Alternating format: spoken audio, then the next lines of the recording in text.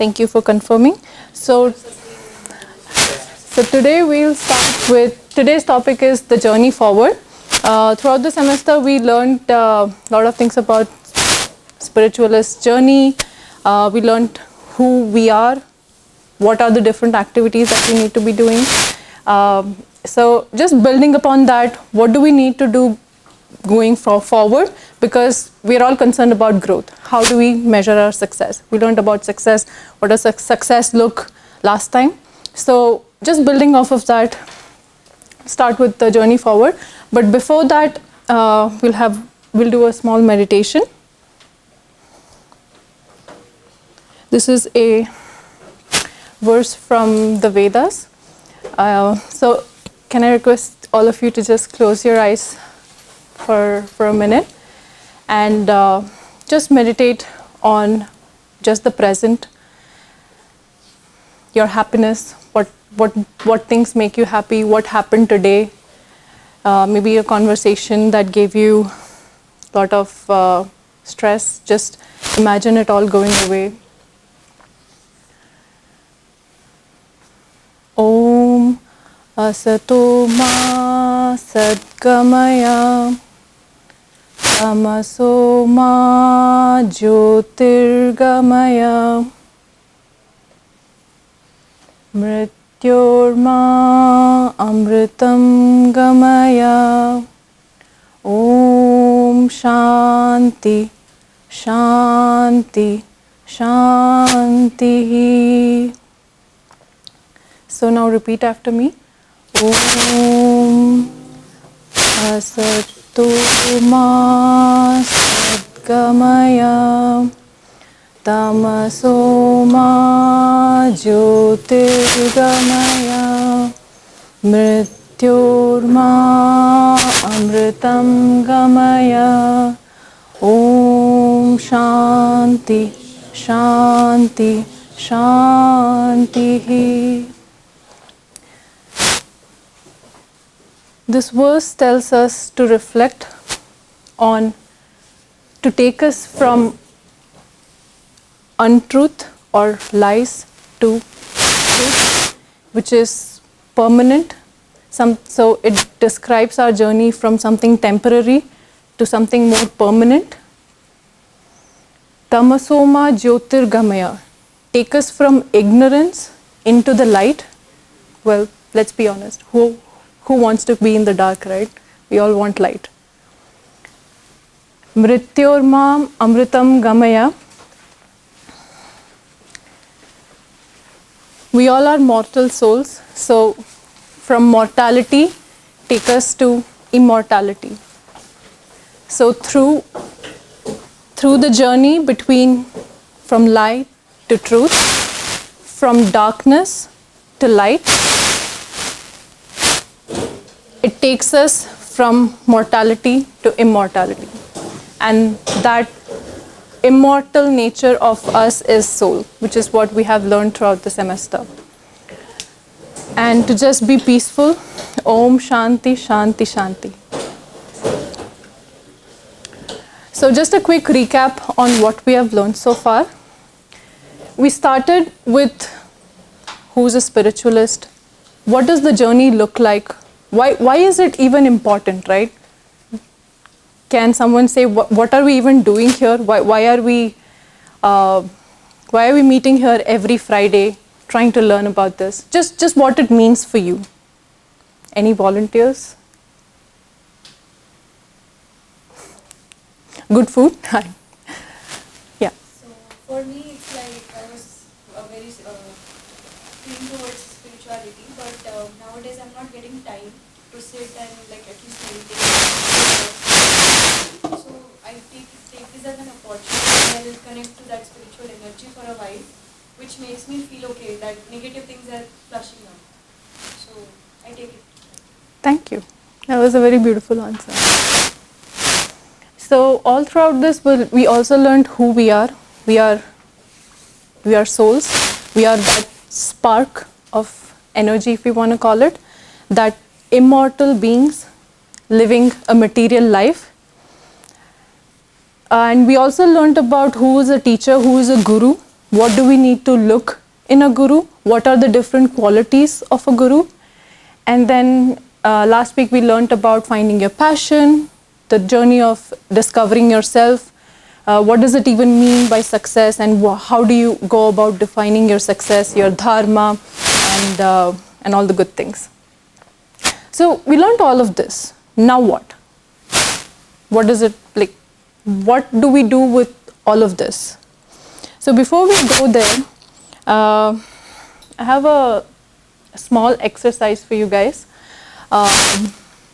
Just think that you and your friend have been given a task, and I just chose this example because a lot of you guys are from computer science, so it makes it relatable. So you and your friend both have a task to write a code snip.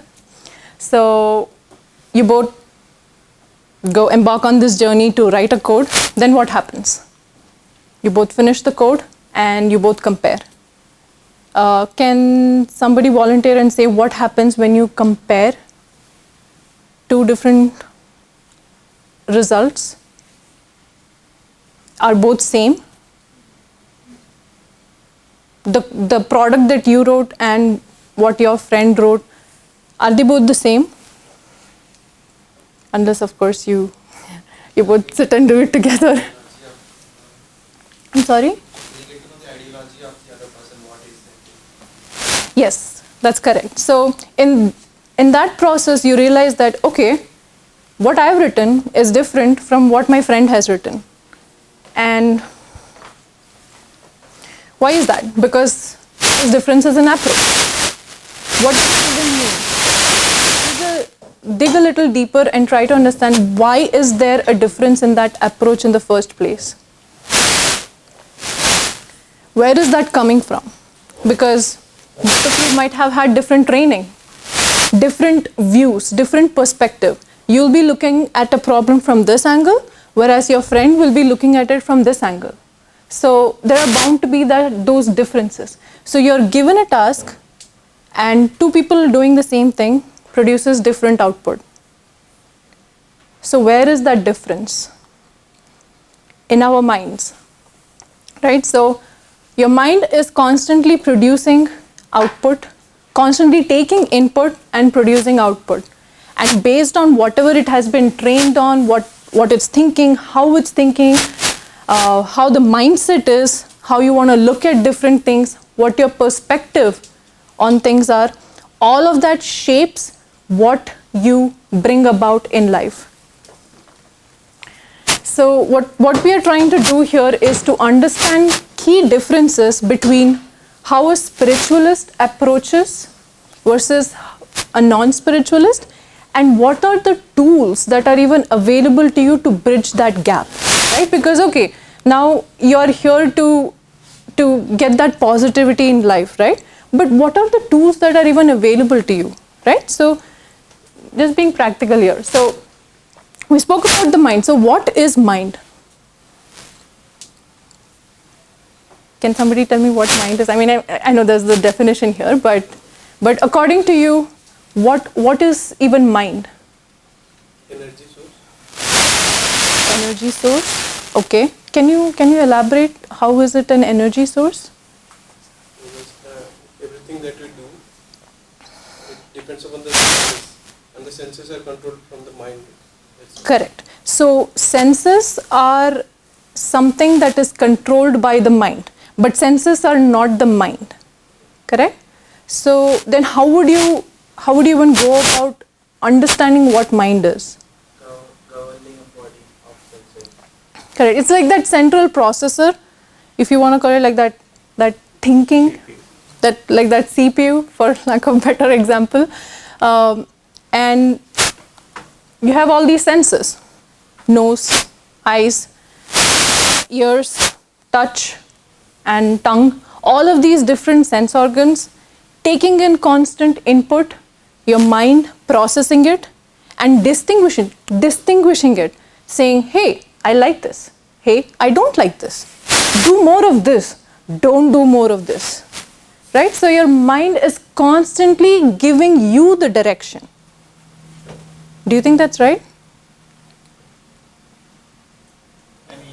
need guidance, right? Like for your mind to go in a particular path, because it can stray you away from what you actually. Correct. So guiding principles and values. So how the mind even makes decision is currently based on, okay, whether I like it, whether I don't like it. There's no manual where, you know, you're given, okay, if you have all these checklists or criteria that meet, then you say that, okay, I'm going to do only things that I like. Is there anywhere written that you have to do things only that you like? Can anyone give me example where they would do things where they don't like but still they do it? Why do you, okay, yeah, that's a very good example. Why are you even studying? No answer? I mean, there's an end goal that we want, right? Short term, okay, we don't like something, but the end goal will be satisfactory.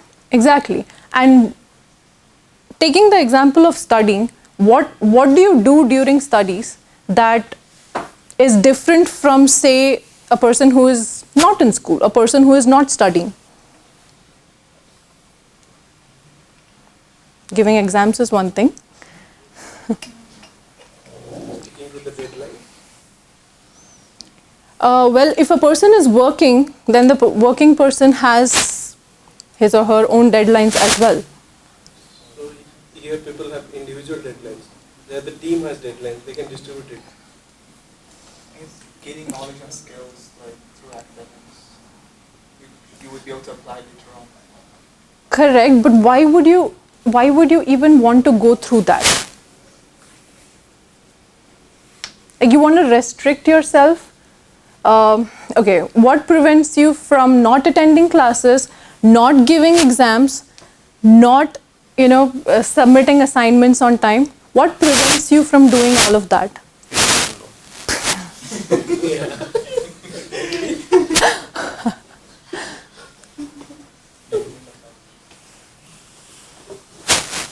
What happened?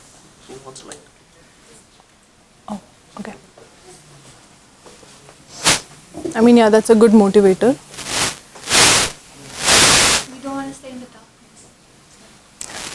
You don't want to say. You get food first. Huh? You get food first. You listen to the class.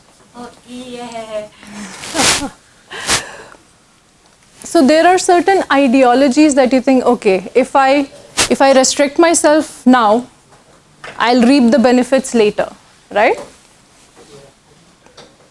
Can you not restrict yourself now and have best of both worlds? Well, some people can manage and get best of both worlds, but let's be realistic. Can we all have that scenario?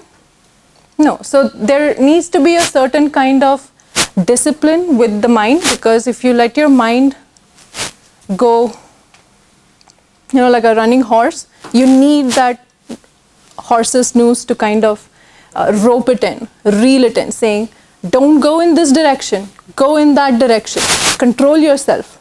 That discipline is required. So now, taking a different viewpoint, can we use mind in our spiritual journey?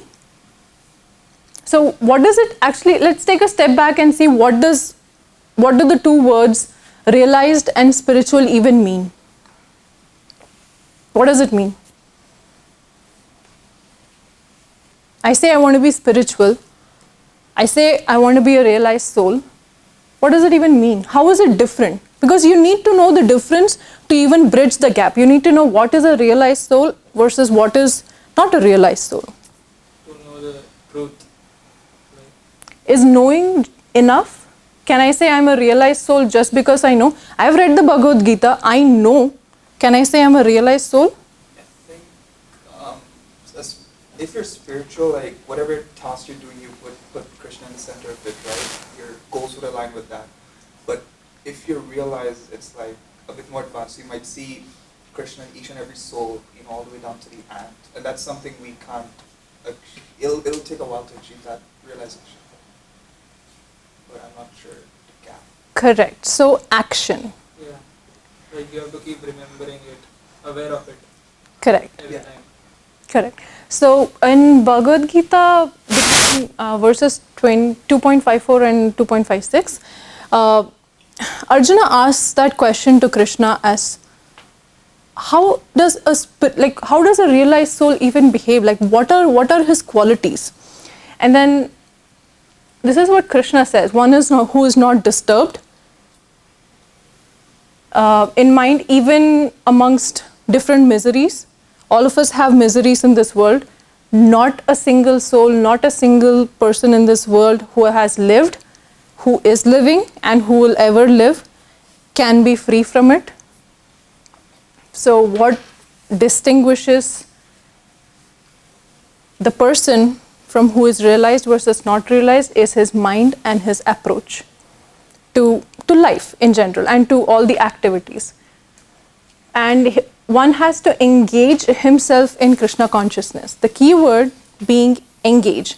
So you can get all the information you want. You can get all the knowledge. You can read all the books. But what good is it if you can't do anything about it? Realized is to put principles and values into practice, into action. So action oriented versus just armchair philosophy. I can sit here and just say, oh, life is this, life is that. You go to the library, you'll find thousands and thousands and thousands of books on philosophies, on spirituality.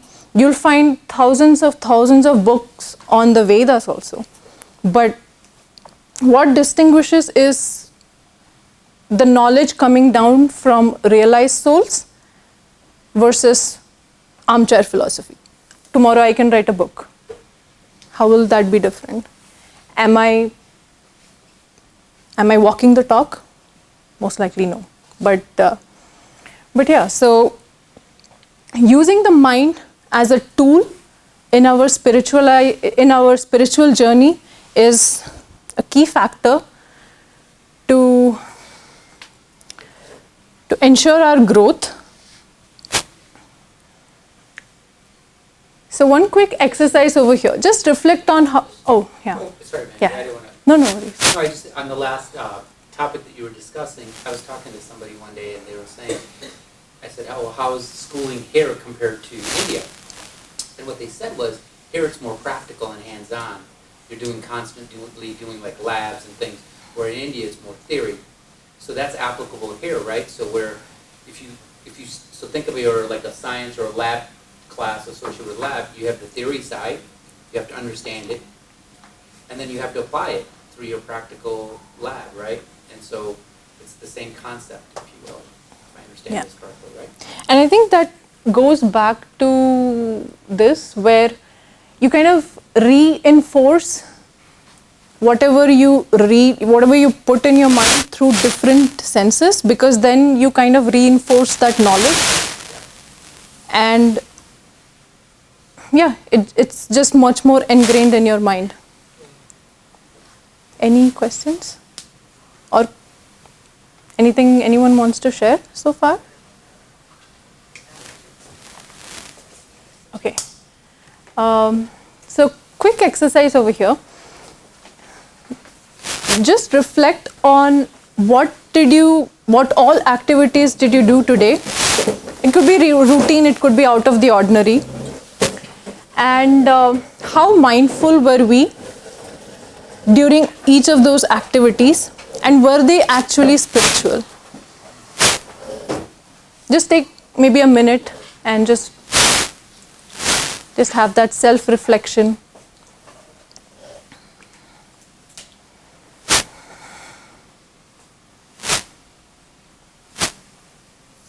Anybody wants to share anything that they did today? Just I woke up at 3 a.m. today. Brahma Muhurtam. Yeah. Awesome. That's nice. I'm not going to ask when did you sleep last night. 1 a.m.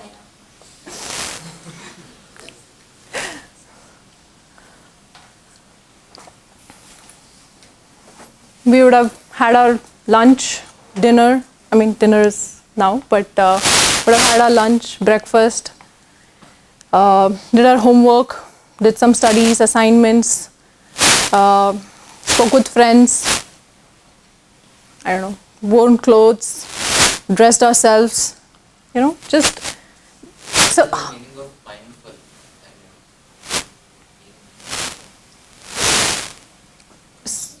Yes. Conscious about what? Conscious about, okay, so what am I doing here? Is it actually spiritual? Okay. And being present and being aware of what you're doing rather than doing 10 things at the same time, not realizing what you're doing and just doing it in a monotonous way. Because let's be honest, I at least do a lot of those things that way, and yeah, he can agree to that. I cook while I talk, while I don't know, brush my teeth, probably, I don't know, like 100 different tasks at the same time. So yeah, how mindful are we when we do things, and how many of those are actually spiritual? So when we talk about, okay, I want to embark on this journey of being more spiritual, how you become what you practice. So if you're not practicing being spiritual, how will you even bridge the gap there? Because yeah, we saw you did 10 things today. Out of those 10 things, how many were spiritual? Probably one. If you prayed, probably 1, 2, maybe. So how do we actually make it spiritual? Does being spiritual mean something really different? Like, do I need to go in a completely different direction to even be spiritual? Like, can I not be spiritual being a student? Do I have to be a monk, go live in an ashram, leave everything, and just do bhajan, puja, part every day? Is that what being spiritual even means?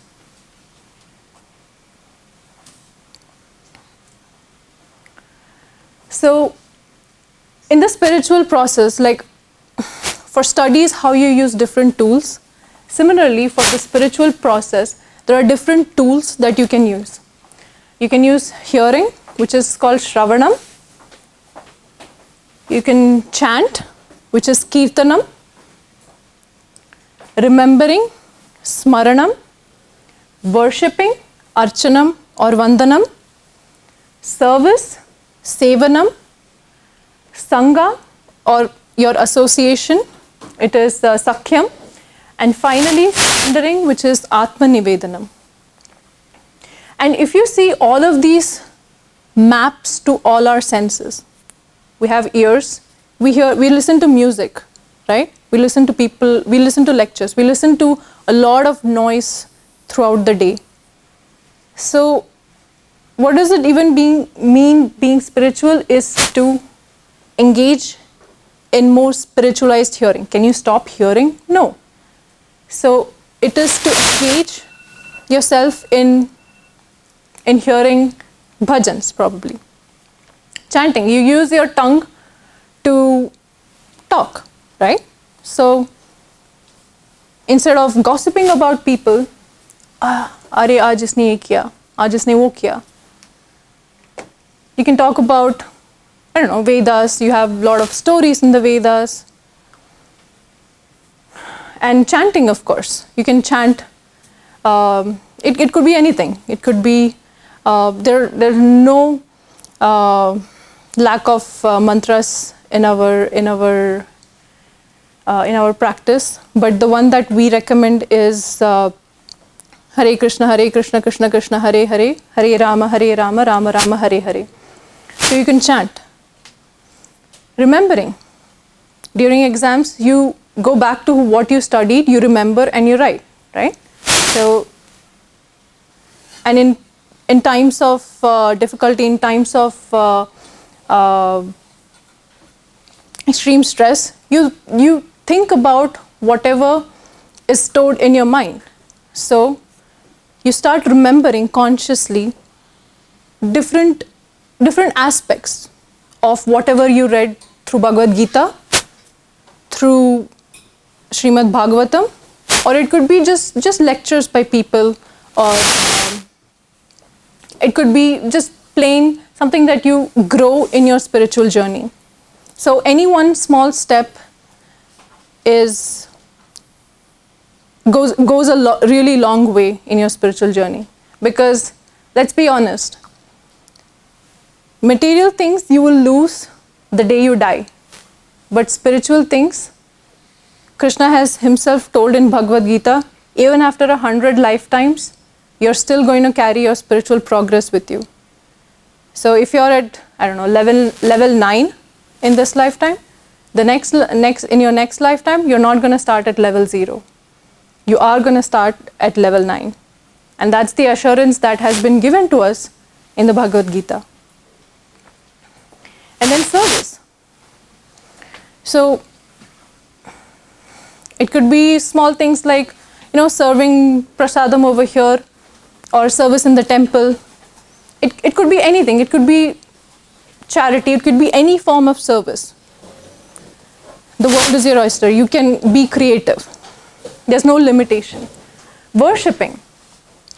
We all come from, at least most of us come from Indian background, and there's always, Ganesh Chaturthi happening. There's puja for Lord Ganesha. There's puja for Lord Durga. Goddess Durga. Right now it's Navratri. So there's so many pujas and worshipping all throughout the year, which is like the perfect ground, right? You're constantly engaging yourself in worshipping. It can be of any form, whatever resonates with you. It doesn't need to be that I need to do something really, really special every time.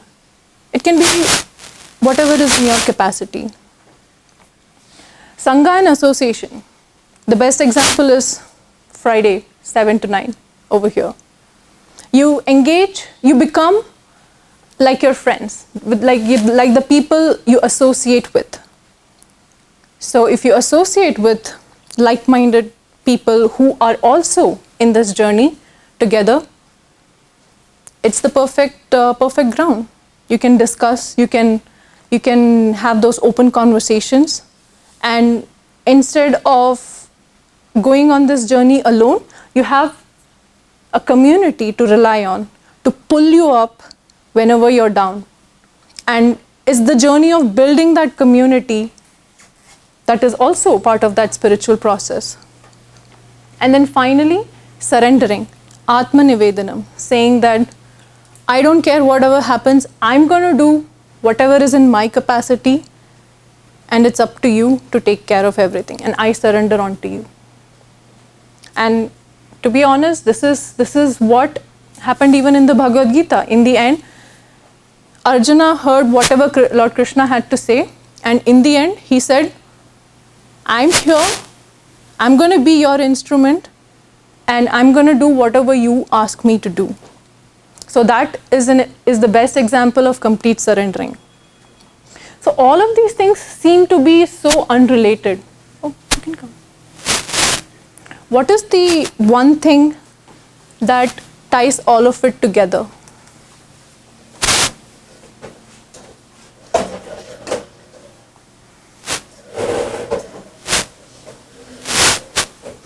Love. Perfect answer. Love. Like, why are we even doing this, right? Yes, we want to advance in our spiritual journey, but what is the end result that I'm deriving out of all of this? Doing all of this can seem very dry. Like, I'm just chanting over here, Hare Krishna, Krishna Krishna. But if I have no love, does it really matter? All of us some of us may have some people that we love, right? We love our parents. There could be a special someone. Just think about all the activities that you guys would have done. You would have spoken to each other. You like calling out each other's names, right? You like speaking about the other person. To your best friend, you'll go and say, oh, my boyfriend did this. Oh yeah, he's like this. Oh, he's like that. Or you'll say, oh, my girlfriend is like this. Or if it's your sister or brother, you'll say, oh, my sister is the best sister in this world. Today she did like this, like that. You like to talk about people whom you love, right?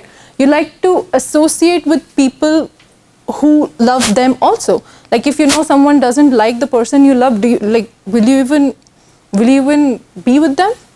Most likely no. And then quite literally, for some people, you really worship the other person. There could be certain idols, certain inspirational people like celebrities. It could be scientists. It could be people in your profession whom you really cherish. You really worship them, right?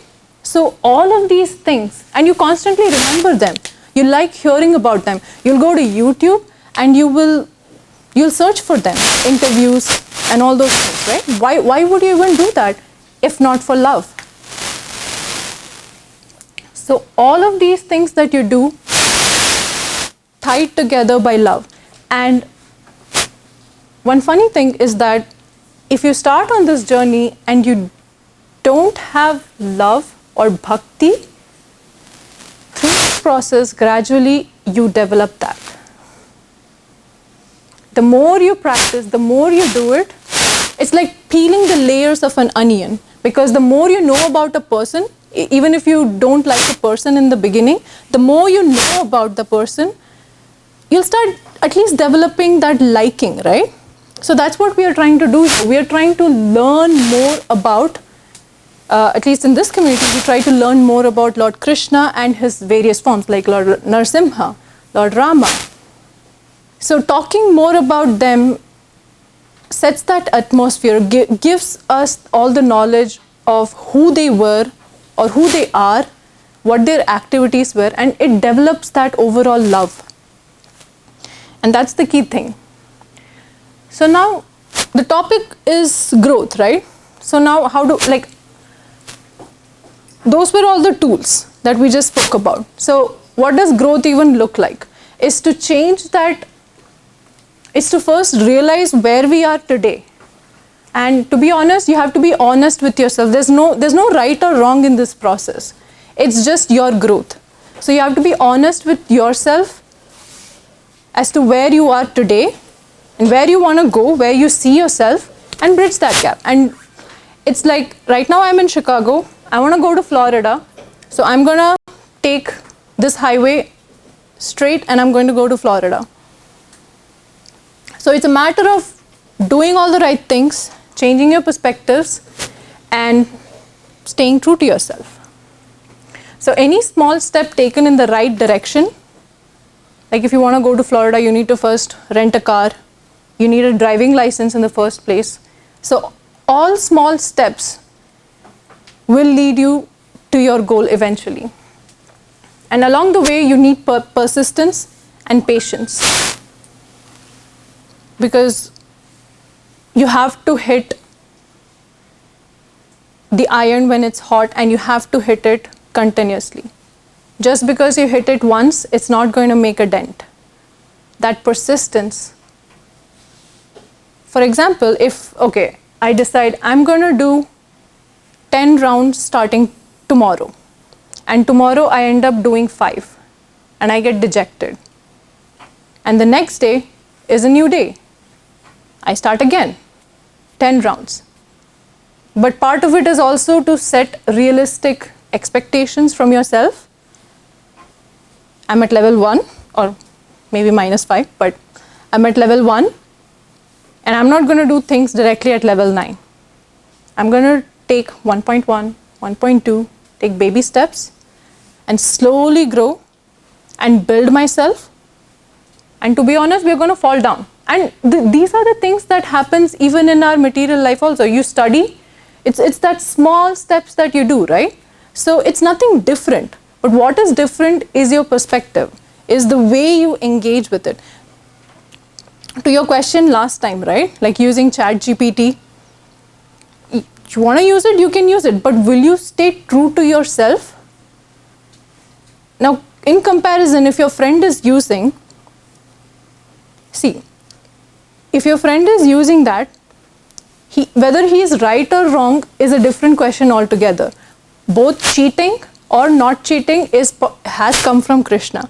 He has told in Bhagavad Gita that he is the biggest cheater in this world. So nobody can be a bigger cheater than Lord Krishna, right? So when we say that, can we actually say cheating is bad? It's not. What we're trying to say is to say if that is aligned with us or not. So if someone doesn't feel anything, okay, let them do it. But the very fact that you're even asking that question tells me that, hey, you're stopping and questioning yourself when you're even thinking about that. So you have to stay true to yourself. And that is even the first step of growth, realizing that and starting to make small changes that way.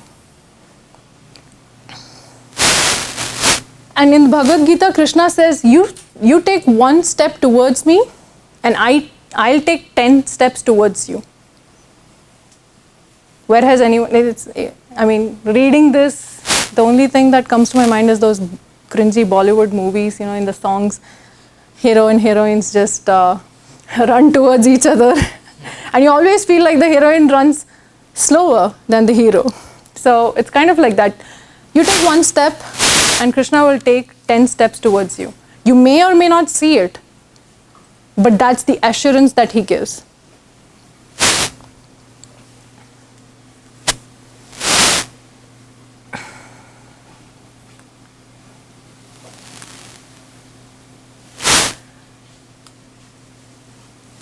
So just a quick reflection point here.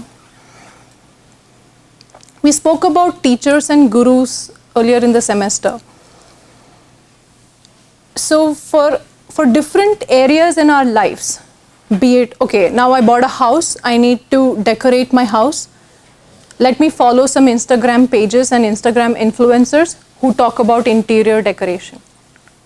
Then, okay, I want to work in this company.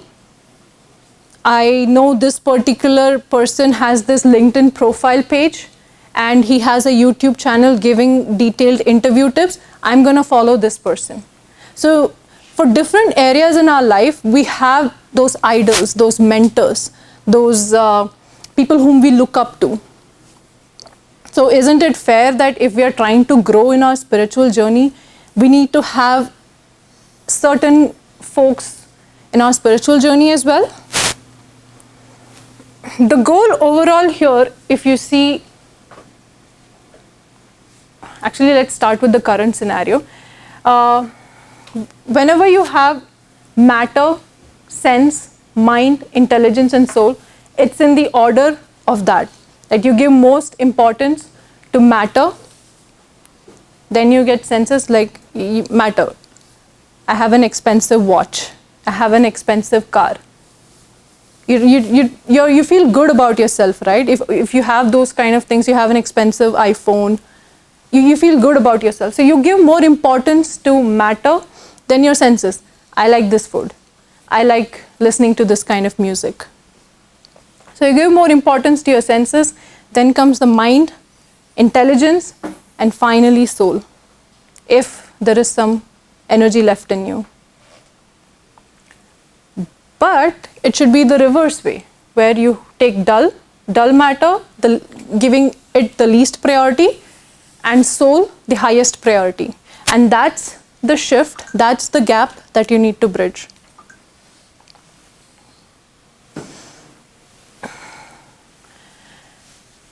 So key takeaways from all of this is we all do things in our lives, everyday lives, waking up, doing things like exercise for our body, eating, sleeping, reading.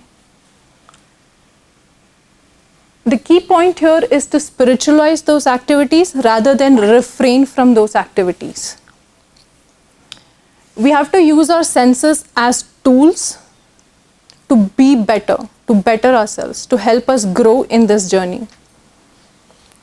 Because if we don't use our senses will use us. Best example here is sugar. Just try not eating sugar. I'm not talking about jaggery or honey or any of those things, just the white sugar for a month. You will not have any cravings. You will not have any things where you just open the fridge and you're thinking, oh, what do I eat now? That feeling goes away. So it's that addiction. So the more you addict yourself through your senses, the more they will control you, rather than your intelligence and your soul controlling the senses. You need to stay true to yourself and your goals. All of us need to have some goals. I mean, it could be short-term goals, it could be long-term goals, it could be just one-day goals, one-month goals.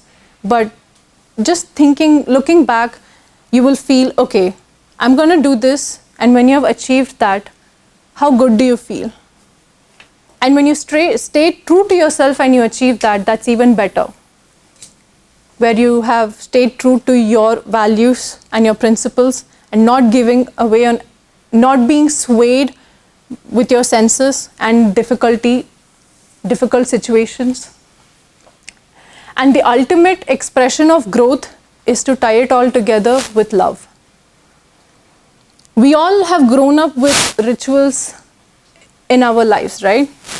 Our mom, our dad, or grandparents would have told, you have to worship this deity this way. This has to be done. Oh no, that has to be done this way. We all have grown up with some things like that.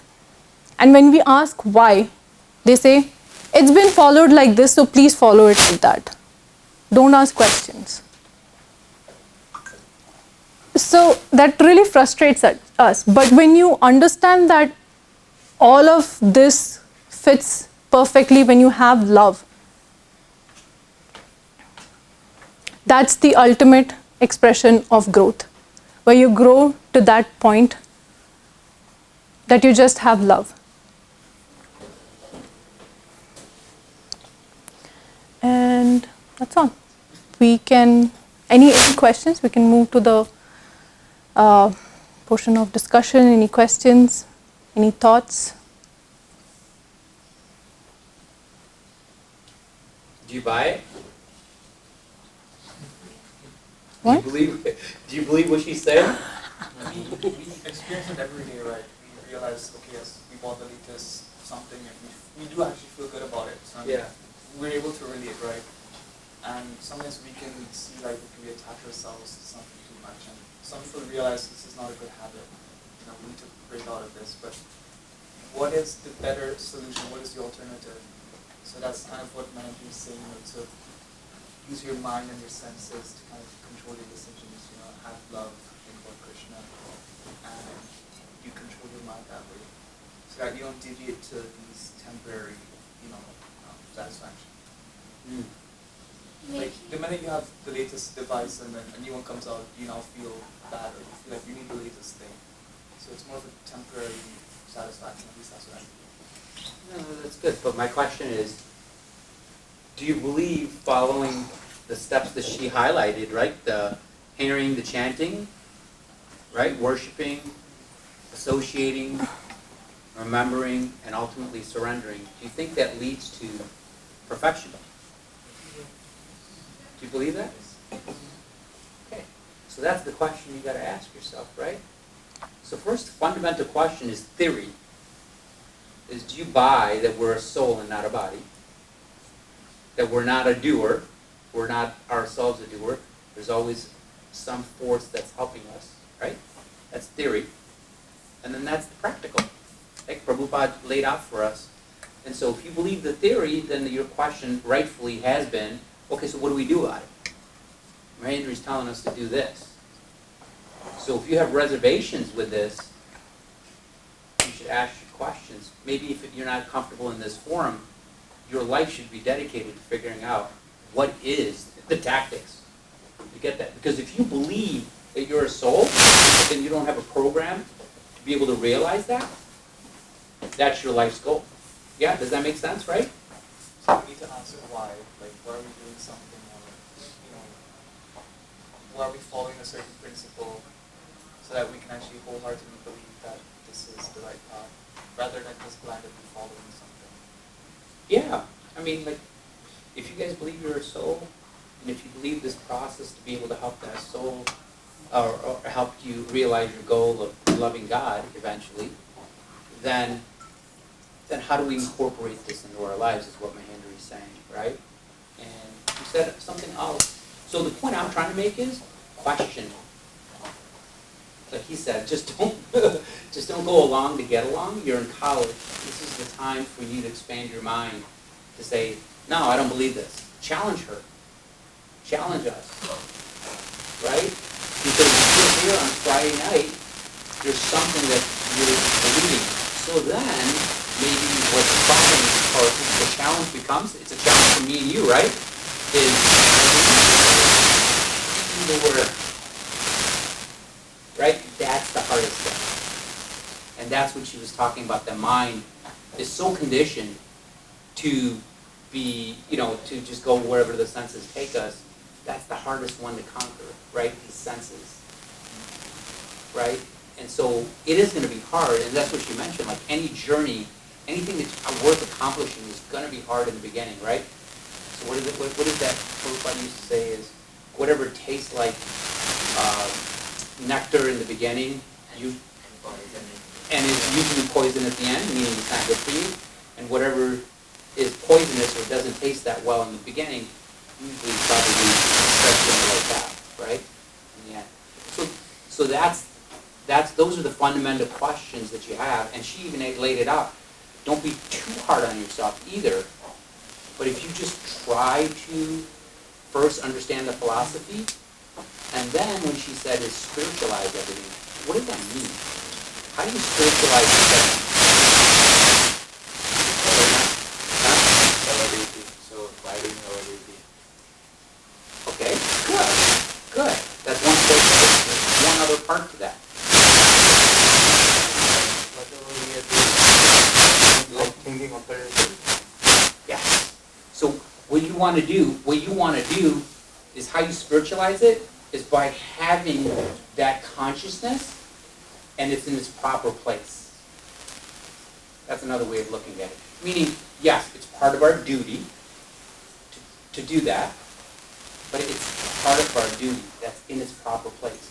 It doesn't become all-encompassing where you're so focused on it, you forget that the bigger piece is to realize God in this lifetime. So that's also, your consciousness helps you spiritualize your mundane day-to-day things. Okay? It's a very important concept to understand. You can't, and when we hear concepts like, oh, just offer the results to Krishna. I always thought, I'm like, okay, Mahendri, how am I going to offer my results to Krishna? I just play golf. How do I offer my golf score to Krishna? Can anybody answer that for me? Prabhu? He made the ball go inside the hole. No. You must not be bothered about where the ball is going. Yeah, not bothered about the results, just playing for the God. Yeah. Okay. Playing is your duty, that's on your hand, but what's going to be the result, that's not on your hand. Okay, Yeah, this is and really also- good. This is like video games or golf. Something just so mundane. How do we spiritualize it? You can find some way and tell to him about it. Forget about the result when the club hits the ball. Okay, we're getting too granular. Okay, think about the picture. Sport, just like Krishna. What did Krishna do when he was young? He wrestled, and he played all kinds of games with it, with his friends, right? So it's part of life to have recreation. But now, if I start playing golf all the time, and then I stop going to work because I'm so enamored by my game, now that's not right. So understand it has a place in our lives. That's what she means by spiritualizing it. Meaning you have the consciousness that golf or video games fits in to the bigger picture. Just don't get carried away. Don't get addicted, like she said. The senses will will attract you where you get addicted. Right? Does that make sense for everybody? Does that understand? Like, you don't have to take that game and try to spiritualize this somehow. What you have to understand is put it in its proper place. Your duty also is in its proper place. The ultimate duty is to love God. Yeah? Does that make sense, guys? And so even if you're doing your mundane things, continue to do them. Is what she's saying. And then if you really want to start following this process and test it. Okay? She will be here next semester at the end in May. And if you don't even have to tell us, and if you started doing something like this, then it's got to be consistent. So I used the analogy before. The process is your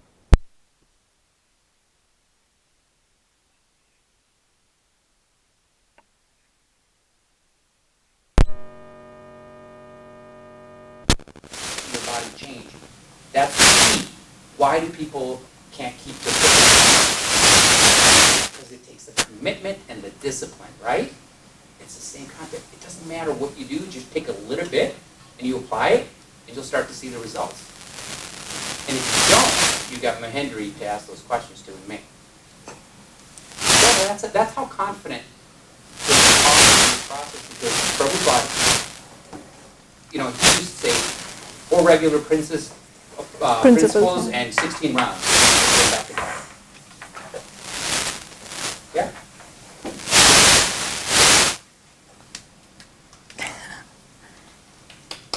Anything else?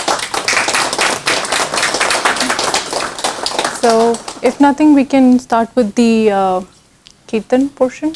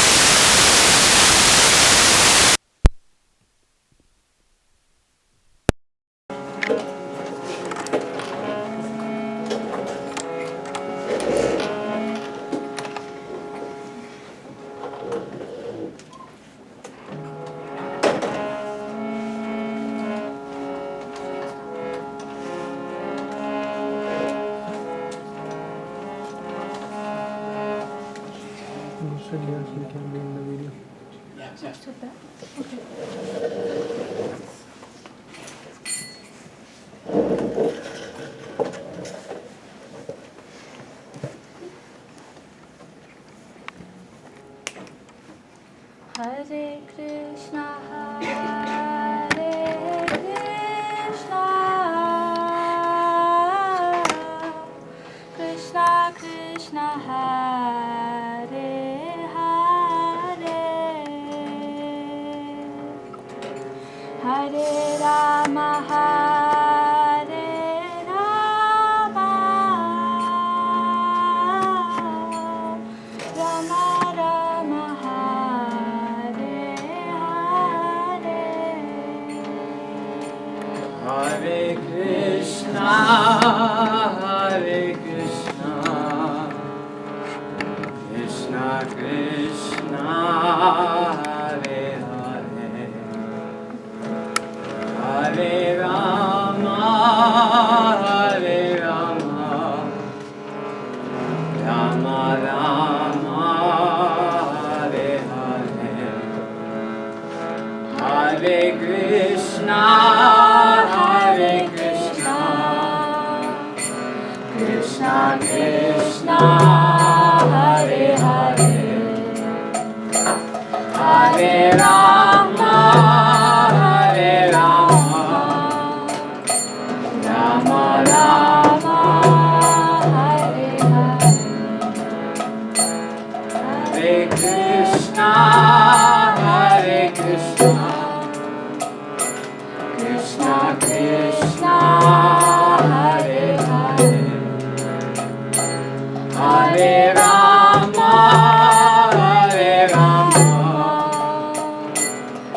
Rama, Hare Hare, Hare Krishna, Hare Krishna, Krishna Krishna, Hare Hare, Hare Rama, Hare Rama, Rama Rama, Hare Hare, Hare Krishna, Hare Krishna, Krishna Krishna, Hare Hare, Hare Rama, Hare Rama, Rama Rama, Hare Hare, Hare Krishna, Hare Krishna, Krishna Krishna, Hare Hare, Hare Rama, Hare Rama, Rama Rama, Hare Hare, Hare Krishna, Hare Krishna, Krishna Krishna, Hare Hare, Hare Rama, Hare Rama, Rama Rama, Hare Hare, Hare Krishna, Hare Krishna, Krishna Krishna, Hare Hare, Hare Rama, Hare Rama, Rama Rama, Hare Hare, Hare Krishna, Hare Krishna, Krishna Krishna, Hare Hare,